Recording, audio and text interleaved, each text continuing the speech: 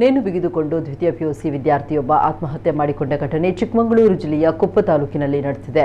17 ವರ್ಷದ ಸುಶಾಂತ್ ಮೃತ ಯುವಕ ಇತ್ತ ಬೆಳಗ್ಗೆ ಮನೆಯಲ್ಲಿ ಕೊಠಡಿಯಲ್ಲಿ ನೇಣು ಬಿಗಿದುಕೊಂಡು ಆತ್ಮಹತ್ಯೆಗೆ ಶರಣಾಗಿದ್ದಾನೆ.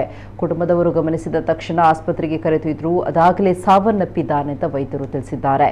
ವಿದ್ಯಾಭ್ಯಾಸದಲ್ಲಿ ಪ್ರತಿಭಾನ್ವಿತನಾಗಿದ್ದಂತಹ ಈತನ ಆತ್ಮಹತ್ಯೆಗೆ ನಿಖರ ಕಾರಣ ಇನ್ನೂ ಕೂಡ ಪತ್ತೆಯಾಗಿಲ್ಲ. ಓದಿನ ಒತ್ತಡ ಕಾರಣವೇ ಅಥವಾ ಬೇರೆ ಯಾವುದೇ ವೈಯಕ್ತಿಕ ಕಾರಣ ಇದೆಯೇ ಎಂಬುದರ ಬಗ್ಗೆ ಪೊಲೀಸರು ತನಿಖೆ ನಡೆಸುತ್ತಿದ್ದಾರೆ.